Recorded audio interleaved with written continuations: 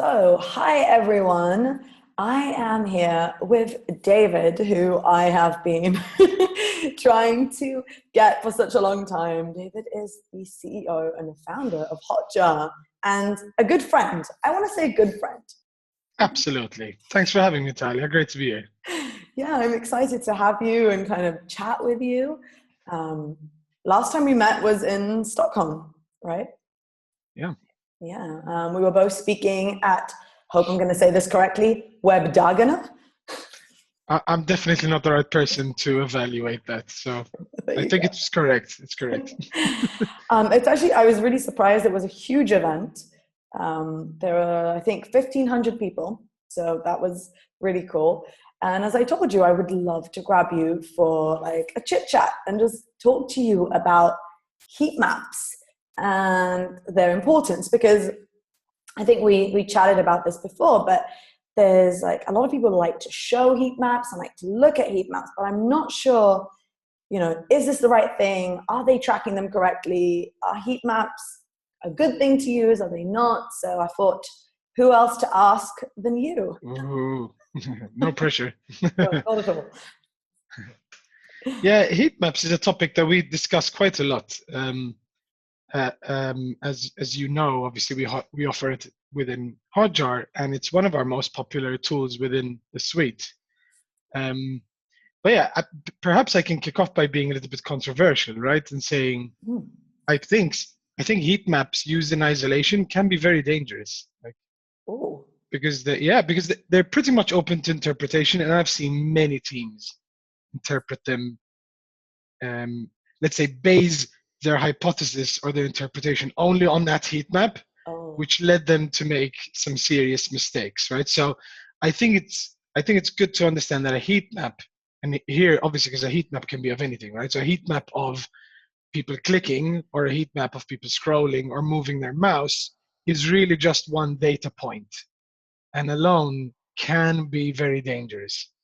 Right. No, I completely agree. I mean, I use heat maps a lot, and full disclosure, I use HotJar with all my clients, and I recommend it to my students too. But I always use it along with other points of data. So I'll use it with Google Analytics to see if I can support my hypothesis with it. But I think many people like to show heat maps because of they're visual. They're easy to show. You can't. Showing people a Google Analytics report is boring, and most people don't really understand it. And when I have, just a page with like red dots everywhere, you're like, oh, that makes sense. I can show it, right? It's proof, right? And everyone likes to see proof, especially when it's visual. So I think a heat map is a very powerful tool, especially if you want to sell an idea internally to a team or to a boss or externally to a client, in the sense of, oh, so you don't want to remove this thing or you don't want us to test it? Like no one is actually interacting with it, right? Nobody cares. Or check this out. So many people are clicking or interacting with that, and yet they're telling us this, right? Yeah. So that's what I mean by it's just one data point. So it's something that I speak a lot about. So I've done some. It's been some time since I did, but I've done some sessions and public speaking around heat maps, and I always, because they are visually attractive and everything, I always lead with them, right? Because it is something that instantly grabs your attention. But then I always say, okay, so you're seeing this, right? So let's say you're seeing many people interacting with one only element on the page. This could mean many things, and these are the type of questions you should be asking. That was my next your question. visitors, exactly, in order to interpret that behavior. Right. And like the most stupid example that I can give, which is our own, right? Which is we did a heat map on our pricing page quite some time ago. This is quite an interesting one, because I think it was like a couple of years ago or something. And we had so many people interacting or hovering around what we call our sample rate, our data collection rate in HotJar. Okay. And we're like, okay, good. So that's good. That's what we price on. So it's good that there's a lot of interest in that. But then I noticed something interesting, which was the poll. So the question within the page we were asking at the time of the heat map asked, what's missing on this page? How can we make it easier, right? and everyone was talking about the size, because in HotJar you have also reports, right? The size of the reports. Both of them are in page views, right? Oh. And it just dawned on me as I'm reading these polls and I'm seeing that behaviors, thinking, hold on, do our users think that our data collection rate relates to the report size? And Oh. because there was just a big disconnect. So then we did some interviews, spoke to users, and we confirmed this was the case. And now since then, we're completely revamping the way we explain our pricing, the way it's done, and we're Right. at the final stages of this huge process. So in Yeah. this case, we thought it was going to be like a small change, but actually what came out of it was a business transformational thing. Yeah. I mean, it's going to change every way you explain your product. Because I was Correct. just going to say, like, you're seeing everyone interacting with that, but maybe that's because they don't get it, or they think it's something else. Or a few times I've seen like a big, there's like a big red mark. Everyone's clicking on this specific link on the page. Like, why would people be clicking on that? And then if I look on the page, there's a pop-up that comes up just there, and that's what people are And they're interacting with. closing. Right? They're closing the pop-up. It's Yeah. really, and I guess that's what my next question is. You mentioned, okay, I see something and then I try and validate it. So what kind of tools or techniques do you use to validate your hypothesis? Or not even a hypothesis, whatever you see. If you see some sort of interaction, how do you kind of verify it or identify what that means? Yeah, there's a few different ways in which you can do it. Obviously, speaking to your customers and users is always the best one, right? So literally jumping on, I was going to do this, but it's more like this nowadays. Jumping on a call with some customers or some users to kind of confirm kind of if your thinking kind of aligns with their thinking, because that's important. Something that we also do is we also do recordings in HotJar, right? So where a heat map is an aggregate of, let's say, 1,000 people interacting with one page. And another interesting way is that you look at a person by person interacting with a whole sequence, right? So the idea is that if, let's say, on a product page, you're seeing everyone clicking on one particular area, it's very effective to then look at the session replay, right? So you can see those people that are going through that process, how are they behaving a little bit before, after, and within that page. That gives you a little bit more empathy. So And so that's quite effective. how many recordings would you need to watch? Because that's one thing that people always ask me. Like, the recordings are really cool and you can sit there and look at them, but sometimes there's like hundreds of them. So like, how do you look at these recordings and make a significant observation that isn't based on like, oh, I watched two people and that's what they do? I love that question. As you can imagine, we get that question a lot. Yes. Now here's the challenge, and actually this is something we haven't spoken enough about, and we should.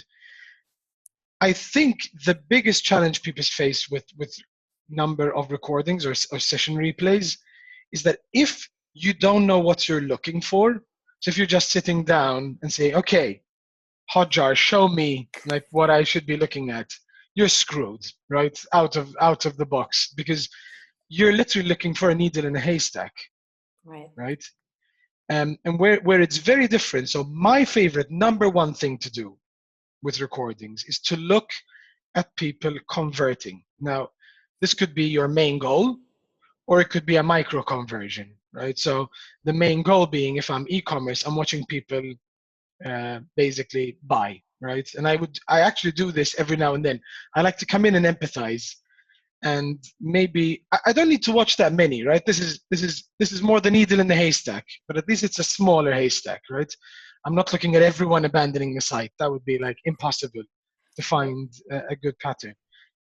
So I like to look at people converting. Having said that, if we've identified something in particular, so in our case, let's say we say, okay, we want more people to create, I'm inventing, surveys, right? Then that's a micro conversion, right? So maybe I should look at 100 people creating a survey, right? That's going to instantly give me, okay, people are getting stuck on this question or this step. I can say to the team, listen, pretty much half the people that created the survey all got stuck at the last step. And okay, most of them made it through, but imagine how many other people are getting stuck. right? So that's conversions, micro conversion.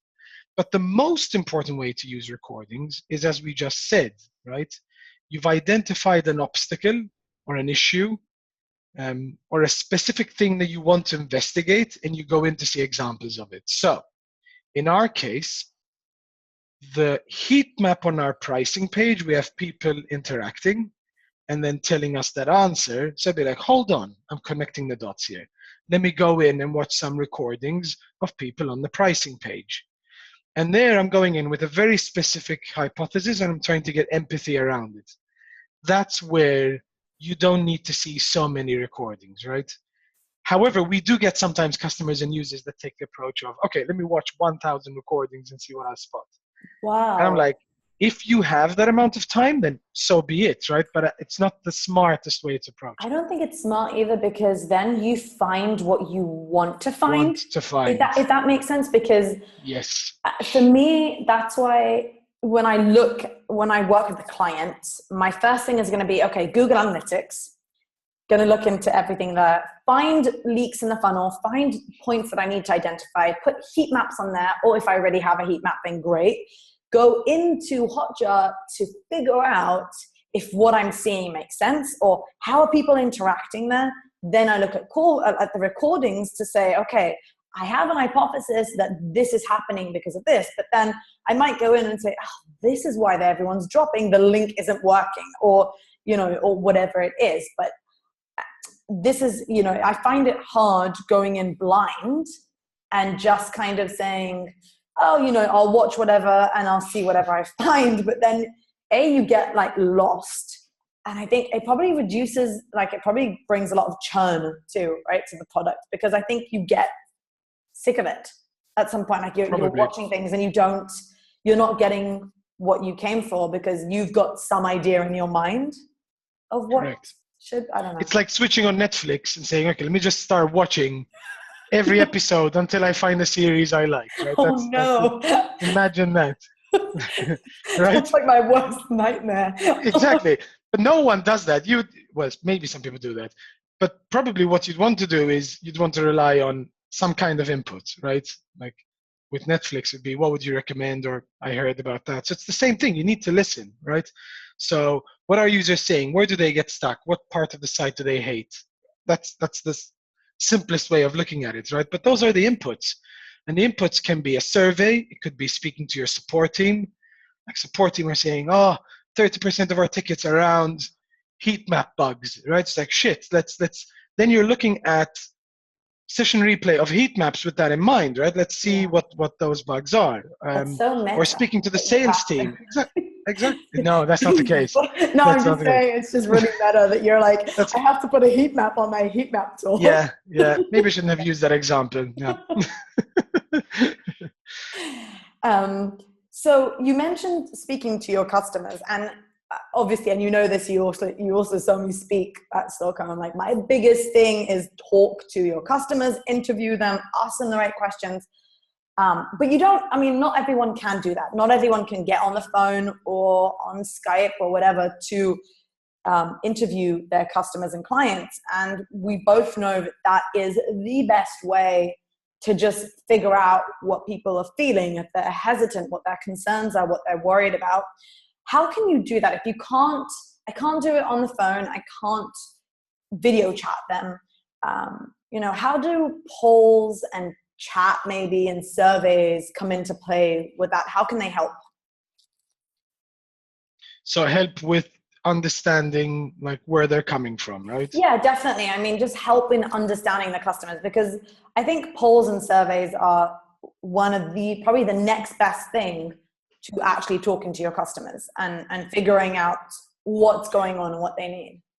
Yeah, so I would say if the talking to them is not an option, which is obviously we both agree the best, then yeah, my big favorite is definitely surveys. So I think polls are quick and easy, so it's good to make a distinction for anyone who obviously doesn't know. A poll, which is a poll, we call it a poll. It's really like an in-page survey. Mm-hmm. And then there's maybe a more longer format survey, kind of typically the ones you click on a link and it opens a page. So I think in-page surveys kind of the visitor expects it to be short and contextual. So I think those are best used for stuff like, how easy was that to do? Or would you like, is there something we can improve in this page? Contextual, easy. And I usually don't like to ask many questions.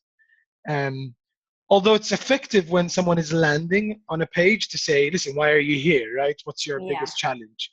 Because again, Right. you're getting them in the moment, right? So there's no lag of time. But then the long format survey is my favorite to getting to know the customer, to your question.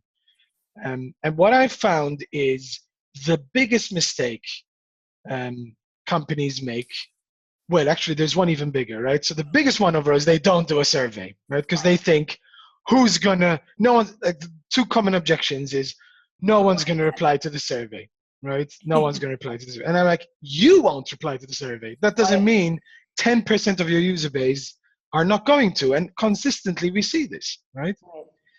The second biggest mistake is they put the work onto their user customer. So they do the survey like, why did you come here? Like bullet, like option, right? Because they don't want to do any work, right? So they're making it or other, or that's a big boo-boo, right? You don't want to be doing that. I'm a big believer in make it as close to the conversation as possible. Question, open box, right? Let them write whatever they want. Like, for example, one thing that I love to do is, instead of asking them, what is your age with the whatever, and what is your demographic, like I try and make it conversational, right? So I like to ask the question, tell us a little bit about yourself, and then examples are very effective. So humans are very intelligent, right? So if you give them an example, they'll follow it. So I tell us a little bit about yourself. Example, I'm a 36-year-old female who loves cars, right? And that's really or actually I usually put in the role as well. I'm a 36-year-old marketing consultant that loves cars, right? And keeping it open like that, the responses you get are amazing. People add color or do it in a different way, and that actually allows you to get to know them in a very particular way. So that's obviously the conversational tone and whatnot. Then obviously there's definitely an art to asking questions, right? So I would definitely rely on, there's many people like you and me that have shared their tips about questions. Yeah. So I think it's really important to look at, like, you can't be too direct, right? You can't ask, what would make you buy from us? You know what I mean? Like, this is again another common mistake. Or Buy from me. Why did you leave us? You know what I mean? Like, these things don't work. Or who is our biggest competitor? You know, like, you can't, like, you have to kind of build a conversation to get, so it still needs to replicate it. And obviously on this chat, it's very difficult to go into that, but I'll share a couple of interesting examples, which are my favorites. If you want to figure out, like, why people love you and who you are, and like improve your positioning of the product or service or whatnot, then you don't ask the question, like, who are we, right? Then you ask, how would you describe us to a friend? And then again, in brackets, please use the exact words you would use. Yeah. An consultant colleague of mine came up with this question. It was like pure gold, because not only do you find the specific words and the actual words that you should use, because your words might not be their words, but also you might get some amazing testimonials from this, right? Yes. So throw in give us your email if you're willing to have a chat or follow up, and then you can say, hey, would you like to be featured on our site, right? So it's always, how do you kind of have a conversation to get to that golden nugget, as opposed to saying, hey, give me the golden nuggets, right? So. Yeah, no, for sure. And I think you also want to be wary of leading people in the wrong way. You don't want to ask questions where people are going to give you a very specific answer, because, or as you said, who is our biggest competitor? I see this happening a lot. I mean, it's funny, but you're giving your customer or your prospect ideas to go and look for other competitors. So Correct. you need to know how to ask the question correctly, and then like what to ask. And actually that question you mentioned was one of my favorite, because one of the questions that I love to ask is, and I usually do this with clients, I ask them, if it had a personality, how would you describe the business? Like, what would be its personality? And I think it varies in the type of business that you have. But that also is a similar question to what you mentioned, which gets into the actual emotions and how people feel, not think about you, but feel about you. Agreed. Yeah.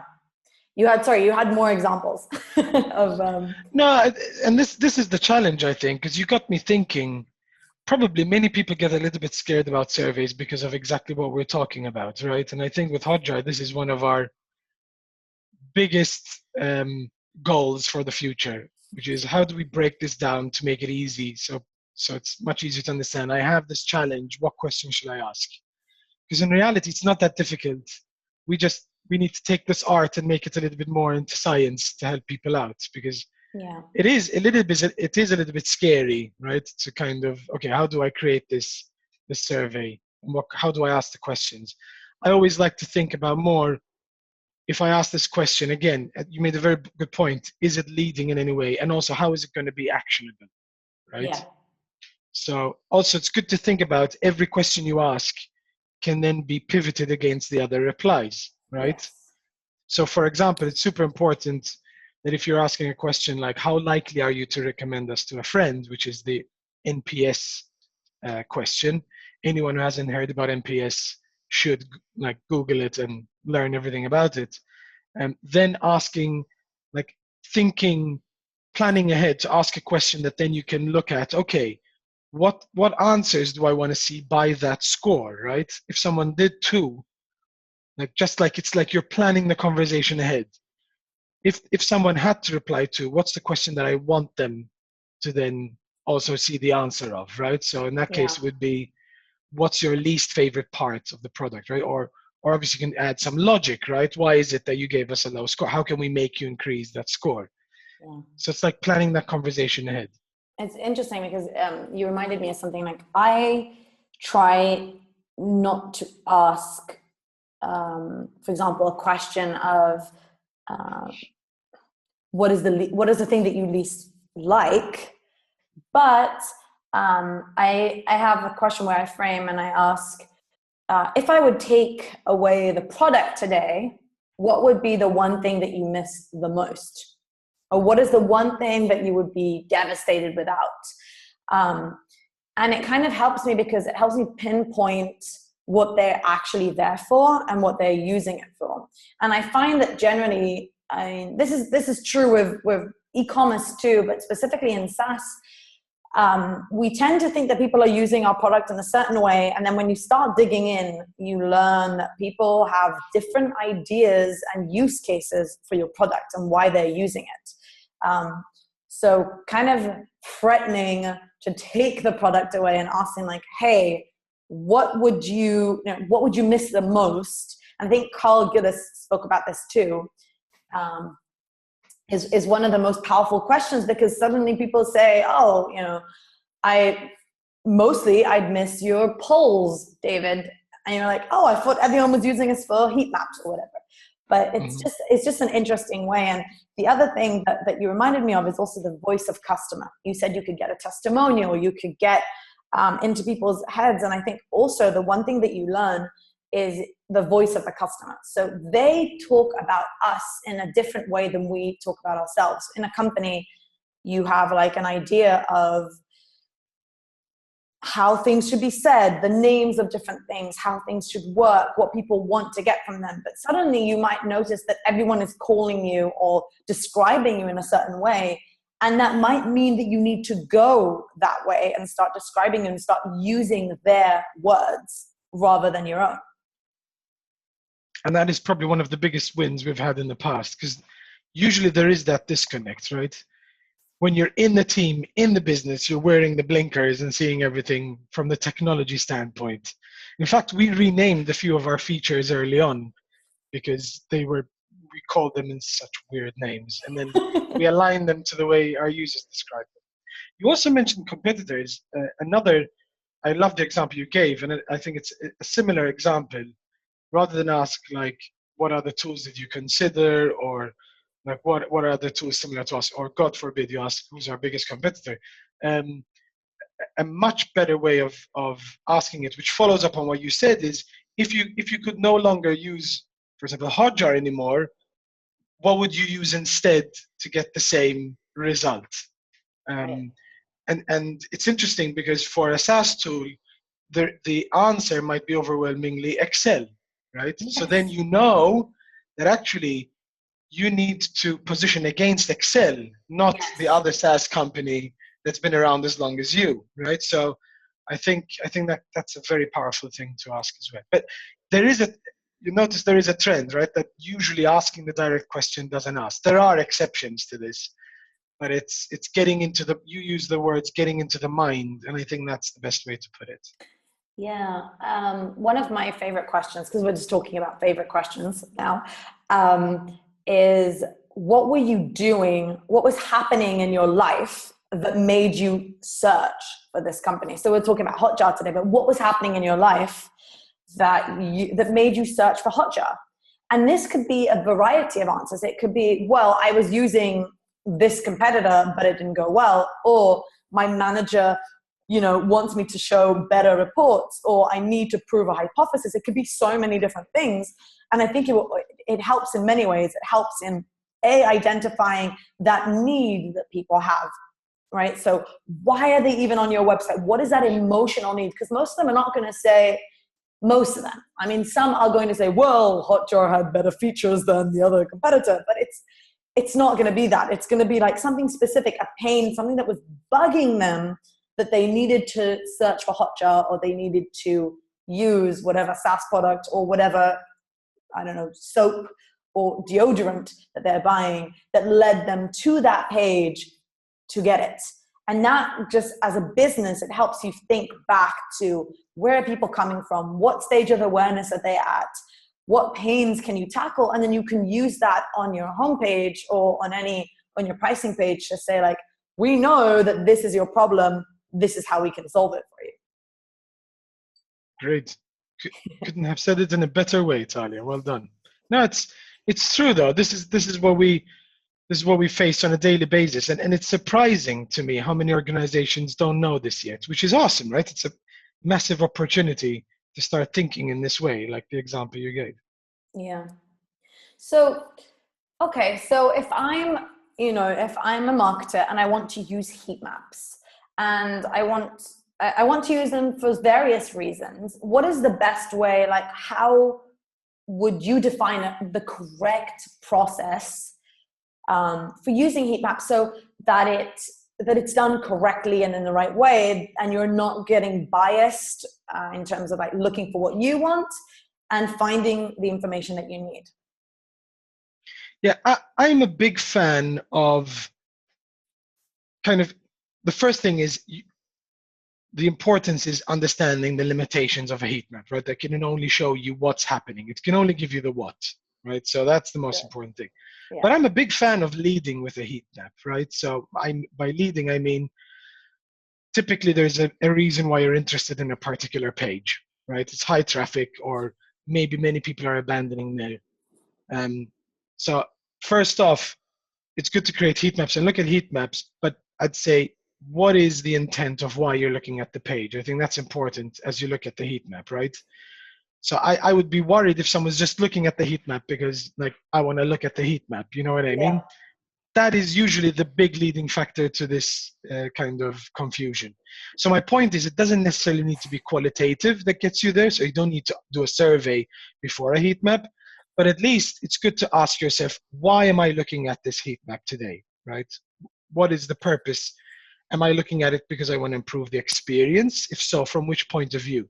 Is it because we have too much bounce? So it's good to have, what is the purpose? And that allows you to kind of, again, look at it with more purpose. And I would stop at hypothesis level. So, and I think it's good to formulate quite a few, right? But they should be anchored in the purpose of why you're seeing it, right? So let's say, it's easier to give an example. I'm looking at our homepage heat map. In my mind, I need to think, okay, right now we're at the phase of trying to get more people to sign up, right? So I know what I'm looking at. I'm looking at, how do people interact with the sign up? what are the factors, like what are we trying to do to persuade people to sign up? Are people hovering over them at all? Are they clicking on any links contextually within those areas? So essentially I'm seeing, is the content we've created to persuade people to sign up actually engaging in any way, right? So see, there's some purpose there. Now, I might say, oh crap, like no one is actually even making it to this point, right? And our bounce rate is high. So I might say, so maybe are people leaving even before they see our content? And if so, maybe is what we're writing not resonating? See, hypothesis. This now allows me to ask a much more like behavior-driven poll question in the page, right? So now I can ask, what was it that you like, or actually, what could we do to persuade you to sign up, right? Or what's like if you're looking to sign up, what's missing on this page, right? So the behavior allows you to tweak that question to make it a more relevant conversation, right? So that's the method I prefer. And then typically we circle back, for example, sometimes with a test or a change, and then we heat map that change or the test to see if we're driving behavioral changes on the page. Now, another way of doing it is to ask a sequence of questions, like through polls, and then do a heat map to see like how does that map back to the heat map. But I prefer to lead with the heat map in the beginning. Start with what's happening, and then try and get the why to better interpret it. Right, but come with questions when you set up. Well, more than questions, with a goal. I would say establish a goal, do the heat map to understand the what, and then move to the questions, the why, so you can better interpret it. Do test changes and heat map again to see, are you actually driving behavioral change? Right. So I guess at some point, once you've looked at the heat map, you have a goal, you look at the heat map, then you could set up polls in order to validate what you're seeing, and then or investigate. Exactly. Or investigate. Actually, investigate is much better than validate, because we want to see what this means actually. And then go back, make the change, test it, and then obviously put another heat map on it and see if that's working. And then also you could have polls as you go to see, has this changed? Correct. Right. Cool. I like it. I'm glad to hear that. Sounds like a good tool. You should build that. Yeah, maybe we should do that. And then obviously you can fit recordings into there as well, right? But I focused really specifically on the shortest process possible. Because, but again, it's something that we haven't built yet in HotJar. I don't even know if there's a tool that does it yet, but what we're trying to do is then having the ability to watch recordings of people that gave you a specific response in the poll. Oh, wow. Okay. Yeah, so that I think is currently you can do it. You can copy and paste like the user ID in HotJar, but I think that could be interesting, because then you can say, okay, 50% of the people are actually saying that this sucks, for example. So then let's go and watch everyone that said that to see what was it that they did. Did they maybe not scroll? And then that starts to become a little bit more interesting. Right. No, I love that. I mean, the more you can integrate with what's going on, with them, and kind of not just, okay, you might look at recordings, but it will be of those 5 people who managed to do it really well, and you're like, okay, exactly, there's no problem here. No, that's cool. And I think also like the integration between Google Analytics and being able to kind of pull data from there, and knowing, because Google Analytics is an enigma, right? Like no one knows how to use Google Analytics, let's be honest, unless you're Krista Seiden, who is amazing. That's true. But it's hard because things are constantly changing, and like heat maps, you go in, you look at what you think you should be looking, and you don't really know what the data means, or if you're looking at it in context and what to draw from it. So I think that the integration between the heat maps, the recordings, the data, everything together really does give you a much bigger picture of things. And it might even send you back into Google Analytics to start doing some investigation there to see, am I looking at the right numbers? Are things being tracked? Because, in HotJar, I can see that this is happening, and I've validated it with polls and recordings, but in Google Analytics, there's nothing about this. So it's kind of like helping each other, I guess, optimize, maybe? I don't know. Yeah, I think internally we call that kind of connecting the dots, right? Like that's it. It's connecting the dots towards having this aha moment. Because let's face it, I don't know, like you've probably experienced this, right? We use the word investigate. It typically happens, like most of my biggest wins I had with clients or like internally usually come from like the example I gave before. You've spoken to a customer, you've spoken to sales. Like in our case, we had heard confusion. I'm going back to the sample, the data collection thing, right? The polling heat map we did. We had already had some indicators that it was confusing, but then the heat map and the poll showed us to what degree, right? Yeah. So that is the thing. Like that's why you need to be like looking at all these different data points, and then finally you start connecting the things together. These tools are not there to kind of none of these tools really give you the solution, right? Or the full picture. It's your brain that connects all of these things together, right? Sherlock Holmes didn't rely on his magnifying lens, but it was like observation, the lens, or the notes, or what people said that then all come together for one final solution. Yeah, it always brings me to the same bottom line that, and this is going to be my new presentation when I speak in Spain in 2 weeks, is that you can have all the tools in the world, all the machine learning, AI, whatever the buzzword is, at that current period of time. At the end of the day, someone, like a human being, has to write the copy, do the design, and you can't do that if you don't understand your customer, if you don't get them and write for them. If machine learning, someone still needs to put in the copy. Someone still needs to put in, there's still a human part. You have to be customer driven. You can't just be data driven. You can't just know the data. You have to as you said, take those additional steps in order to dig deeper and deeper until you really understand what's going on and where the story is. So you get the what, but why is it happening? And then how can you solve it? It's this new amazing technology called human intelligence, right? That's what we're talking about. Yeah. But which, by the way, is the only intelligence that exists to date, right? There's no other intelligence. Yeah. Hopefully, I don't know. I'm not getting into that. Same here. We're on the same page. David, thank you so much for joining us today. This was super fun. Yeah, it's been awesome. Tell us where people can find you, other than HotJar, obviously. Yeah, definitely the HotJar, because I'm in there. If anyone has questions, I reply. I jump in. So happy to do that. Yeah. Not as much as I used to or as I want to, but I'm still there. They can find me on Twitter, although I'm not very active there. But anyone asks me questions or interacts with me, I'm there. Awesome, great. Thank you so much, David. Very welcome. Pleasure. Bye. Bye.